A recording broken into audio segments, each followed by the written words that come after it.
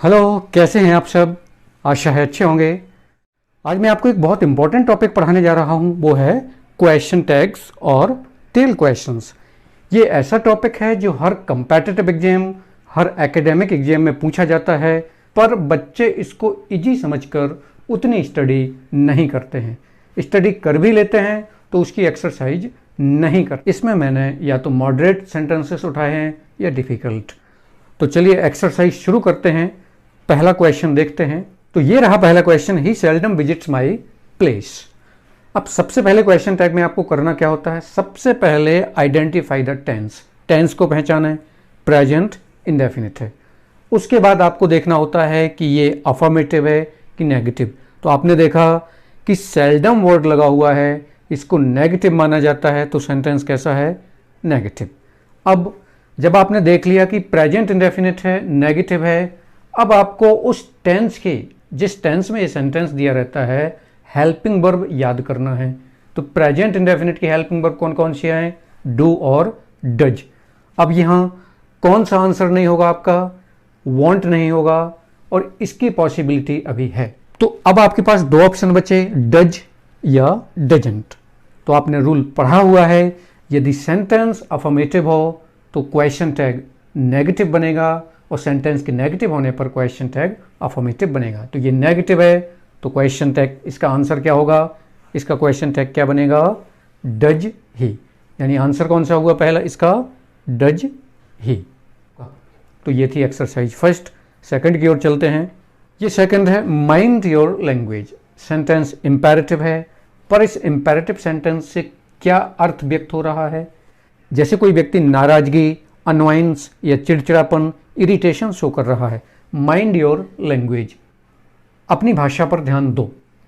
तो आपने imperative sentence का रूल पढ़ा हुआ है कि यदि कोई सेंटेंस इंपेरेटिव दिया हुआ है तो उसमें विल यू या वांट यू का यूज किया जाएगा। तो आपको यहाँ ये भी बात याद रखना है कि यदि कोई सेंटेंस इरिटेशन, अनवाइंस, चिड़चिड़ापन या नाराजगी व्यक्त करे तो उसमें हमें विल यू के स्थान पर कैंट यू का यूज करना होता है। इस रूल को आप याद रखिएगा कि जब भी कोई इस तरह के सेंटेंसेज आपको मिल जाएं, माइंड योर लैंग्वेज या गेट आउट या गेट लॉस्ट, तो आपको कैंट यू का यूज करना है। तो आइए अब तीसरी एक्सरसाइज की ओर चलते हैं। तीसरी एक्सरसाइज लिखी हुई है, they used to live in this house. वे इस घर में रहा करते थे। अब ऑप्शन दिए हुए हैं, usedn't they, didn't they, both A and B, D number none of these. तो इसका आंसर कौन सा होगा, बोथ ए एंड वी। आपने रूल पढ़ा हुआ है, यदि किसी सेंटेंस में यूज्ड टू दिया हुआ हो तो क्वेश्चन टैग में या तो आप यूजंट लिख सकते हैं या डिडंट भी लिख सकते हैं।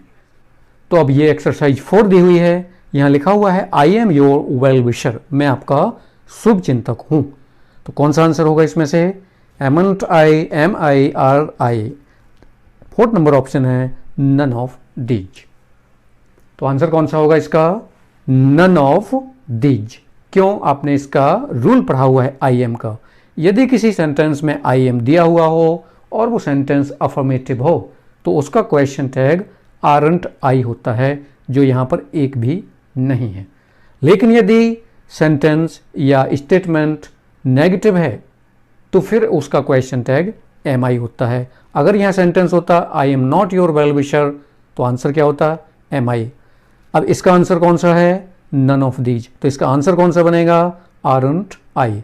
आई am your well wisher, aren't I. चलिए next exercise 5th number, do respect your parents. अपने पेरेंट्स का सम्मान जरूर करें, अवश्य करें। जब किसी मेन वर्ब के पहले डू का यूज कर दिया जाता है तो वह एम्फेटिक सेंटेंस बन जाता है। इसका मतलब हो गया अपने पेरेंट्स का सम्मान अवश्य करें।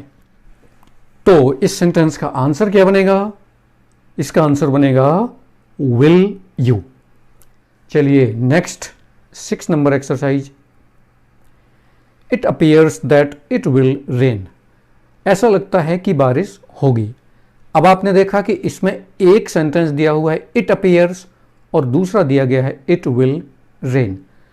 तो जब भी आपको it appears, it seems, I think, I hope इस तरह की फ्रेजेज दी गई हों तो उन फ्रेजेज को कभी क्वेश्चन टैग में कन्वर्ट नहीं किया जाता है, बल्कि उसके बाद आने वाला जो क्लॉज होता है उसका क्वेश्चन टैग बनता है। ये ध्यान रखिएगा, ये मैंने उस रूल्स की वीडियो में डिटेल में एक्सप्लेन किया हुआ है। तो it appears, doesn't it, won't it, isn't it, none of these. Question tag बनेगा इट विल रेन, तो आंसर क्या होगा? Want it. डजंट नहीं होगा, एजेंट भी नहीं होगा और नन ऑफ दिस तो होगा ही नहीं। ये 6 नंबर। Next exercise that is 7th question है, I don't think she hates you, मुझे नहीं लगता है वह आपसे घृणा करती है। अब फिर वही रूल है, अगर ये फ्रेजेस दी हुई हों it appears, it seems, I believe, तो फिर इन फ्रेजेज के अनुसार नहीं बनाते हैं, उसके पीछे आने वाले क्लॉज के अनुसार बनता है। पर यहां ध्यान रखना है, यहां इंपॉर्टेंट चीज बताने वाला हूं मैं आपको, यदि ये फ्रेजेज नेगेटिव हो जाएं तो फिर क्वेश्चन टैग अफर्मेटिव बनता है, फिर नेगेटिव नहीं बनेगा। पर इस पर्टिकुलर क्लॉज को नेगेटिव माना जाएगा, अफर्मेटिव नहीं। ऐसा नहीं बनेगा डजंट शी, क्या बनेगा? Does she. अगर ये फ्रेजेज नेगेटिव हों तो पूरे सेंटेंस को नेगेटिव मान लिया जाएगा और क्वेश्चन टैग अफर्मेटिव बनाया जाएगा, इसमें याद रखिएगा। Next question number 8, Sudhir speaks to me respectfully. तो ये प्रेजेंट इंडेफिनिट टेंस दिया हुआ है, प्रेजेंट इंडेफिनिट की हेल्पिंग वर्ब डू या डज होती है। अब इसमें आपको सुधीर के अनुसार यूज करना है, तो आपने रूल पढ़ा हुआ है कि क्वेश्चन टैग का सब्जेक्ट प्रोनाउन होता है, नाउन नहीं। सुधीर नाउन है तो ए और सी ऑप्शन में सुधीर दिया हुआ है, यानी ये 2 ऑप्शन नहीं होंगे। कौन सा ऑप्शन होगा? या तो ये या ये। तो सेंटेंस अफर्मेटिव है तो क्वेश्चन टैग नेगेटिव, डजंट ही। यहां तक क्लियर हो गया। 9th नंबर दिया हुआ है, you know that she is your fiancée, आप जानते हैं कि वह आपकी मंगेतर है। फियांसी मीन्स मंगेतर।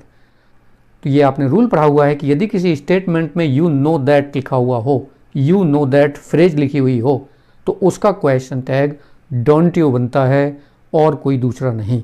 तो इसका आंसर ये नहीं, ये नहीं, ये भी नहीं। आंसर क्या होगा? Don't you. ये याद रखने वाली बात है, यू नो दैट फ्रेज दी गई हो तो उसका क्वेश्चन टैग डोंट यू बनता है। नेक्स्ट 10th नंबर एक्सरसाइज है, दिस इज एब्सोल्युटली अनफेयर। इसका क्या आंसर बनेगा? 4 ऑप्शंस दिए गए हैं, is this, isn't this, is it, isn't it. तो रूल क्या है? तो आंसर कौन सा होगा इसका? आंसर होगा इजंट इट। तो ये 11 नंबर एक्सरसाइज है, यहां लिखा हुआ है लेट रोहन स्लीप। इसका आंसर कौन सा बनेगा? Will you. लेट का रूल क्या पढ़ा आपने? यदि लेट के बाद अस लगा हुआ हो तो क्वेश्चन टैग बनता है शैल बी। इसके अलावा लेट के बाद कुछ भी लगा हो, let me, him, them, Rohan, तो आपको उसका क्वेश्चन टैग बनाना है विल यू। नेक्स्ट एक्सरसाइज, तो 12 नंबर लिखा हुआ है one should do once duty one self. इसका आंसर कौन सा होगा? इसका आंसर होगा शुडंट वन, क्योंकि रूल है यदि किसी स्टेटमेंट में सब्जेक्ट वन हो तो क्वेश्चन टैग का सब्जेक्ट भी वन ही रहता है। नेक्स्ट 30 नंबर है, this sweeper is a kind hearted person. तो ये सिंपल सेंटेंस लिखा हुआ है, इसका आंसर क्या बनेगा? Isn't this, isn't it, isn't this sweeper, isn't he. आपने पढ़ा हुआ है यदि स्टेटमेंट में नाउन दिया हुआ हो तो उसको प्रोनाउन में चेंज कर दिया जाता है। तो फिर इजंट दिस नहीं होगा, इजंट इट नहीं होगा, इजंट दिस स्वीपर नहीं होगा क्योंकि फिर से नाउन है। तो क्या बनेगा? Isn't he. नेक्स्ट एक्सरसाइज, तो exercise number 14, few Indians like him. उसको कुछ ही भारतीय पसंद करते। कौन सा tense? Present indefinite. Present indefinite tense की हेल्पिंग वर्ब्स डू और डज। अब ये प्लूरल है, सिंगुलर, तो ये प्लूरल है तो हेल्पिंग वर्ब क्या यूज की जाएगी? डू। तो अब ये सेंटेंस नेगेटिव है क्योंकि फ्यू लगा हुआ है। फ्यू लगे होने पर नेगेटिव माना जाएगा तो क्वेश्चन टैग अफर्मेटिव बनेगा। तो क्या बनेगा? Do they. डोंट दे नहीं होगा, आर दे और आरंट दे तो होगा ही नहीं। ये 15 नंबर है, last exercise. One dog was walking at him. कौन सा टेंस? Past continuous tense. तो wasn't it, was it, isn't dog, isn't one dog. तो पास्ट है तो ये और ये तो होगा ही नहीं। सेंटेंस अफर्मेटिव है तो नेगेटिव बनेगा, दैट इज वॉजेंट इट। तो इस तरह से आपने ये क्वेश्चन टैग्स की बहुत इंपॉर्टेंट एक्सरसाइज की। मुझे आशा है आपको समझ में आई होगी। अगर आपको समझ आई है तो वीडियो को लाइक करें, सब्सक्राइब करें। अगले वीडियो में फिर इसी तरह का कोई टॉपिक लेकर मैं आऊँगा। तब तक के लिए जय हिंद।